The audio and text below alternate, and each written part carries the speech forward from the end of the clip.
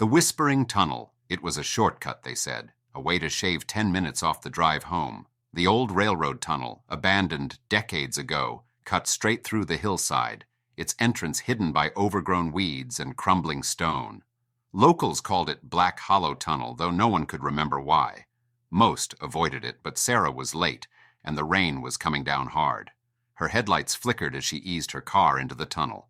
The air grew colder, the walls closing in like a tomb. The sound of the rain faded, replaced by an eerie silence. She glanced at her phone. No signal. Of course.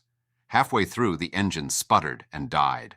Sarah cursed, turning the key again and again, but the car wouldn't start. The darkness pressed in, thick and suffocating. She reached for her flashlight, but its beam barely pierced the gloom. That's when she heard it, a faint whisper, like voices carried on a distant wind.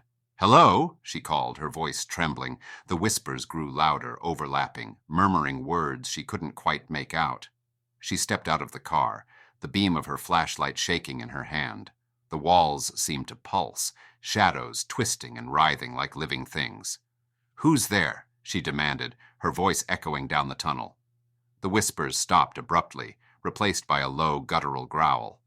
Her flashlight flickered, then died, plunging her into darkness. She fumbled for her phone, but its screen remained black. Something moved in the dark, a scraping sound like claws on stone. Sarah backed against her car, her breath coming in short, panicked gasps. The growl grew louder, closer. She felt hot breath on her face, smelled the stench of decay. She ran, stumbling blindly through the tunnel, her hands scraping against the rough walls.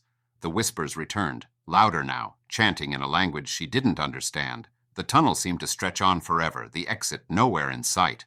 Her foot caught on something, and she fell, her hands sinking into something wet and sticky.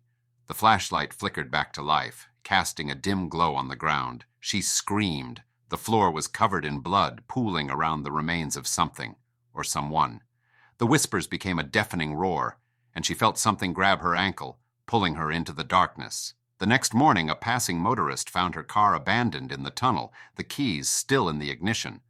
Of Sarah, there was no trace. But if you drive through Black Hollow Tunnel at night, they say you can still hear her screams, mingling with the whispers of those who came before, and if you're foolish enough to stop, you might just join them.